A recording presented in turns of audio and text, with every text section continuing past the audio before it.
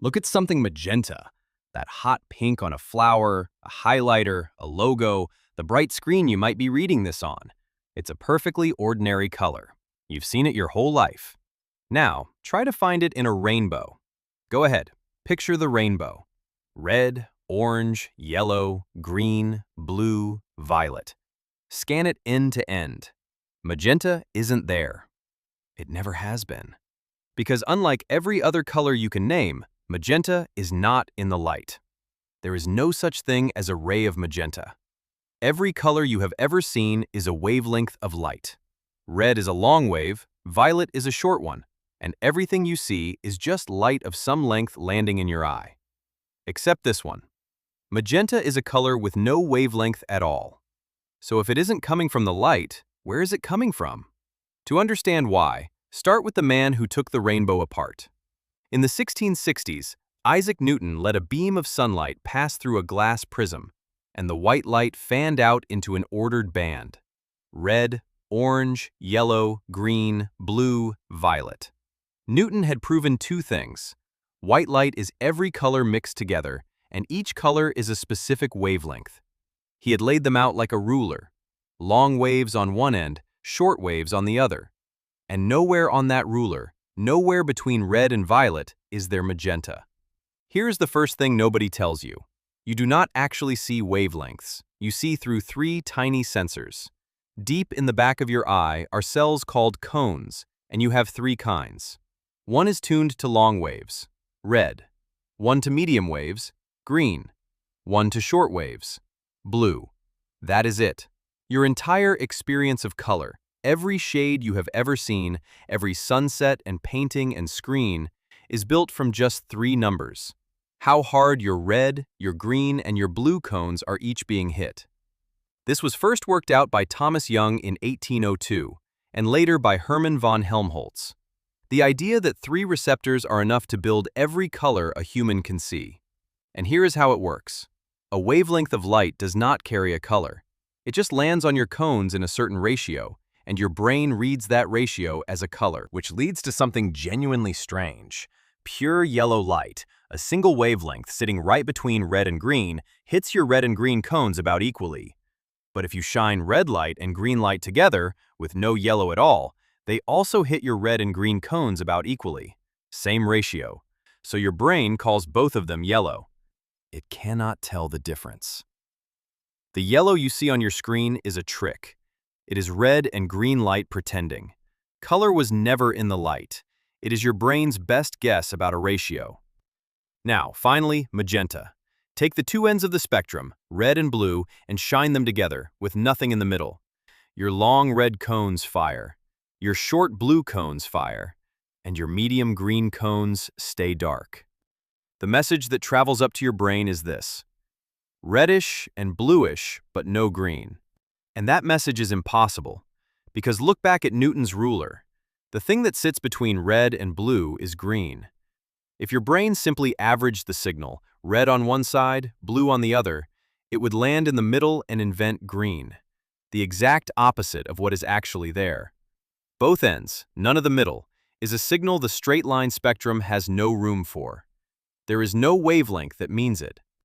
So your brain does something extraordinary. It refuses to average.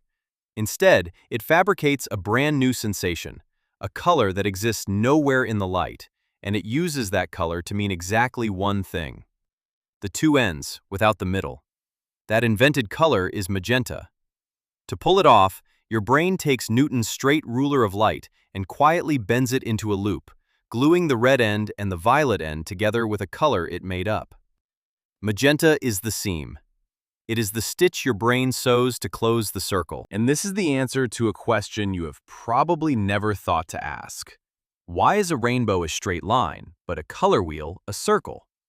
A rainbow is the real spectrum laid out as it truly is, a line from red to violet with two loose ends. The color wheel takes those two loose ends and joins them, and the entire arc that closes the loop, all the purples and magentas and hot pinks, is completely invented. Map every real color scientists can measure, as they did on the famous 1931 color chart, and those colors form a horseshoe. The straight line along the bottom that closes it off even has a name, the line of purples. And not a single color on it matches any wavelength of light. Newton himself was the first to bend his spectrum into a circle. He knew he had to invent something to close the gap. And you rely on this invented color constantly. Look at any printer. The ink cartridges are cyan, magenta, yellow, and black.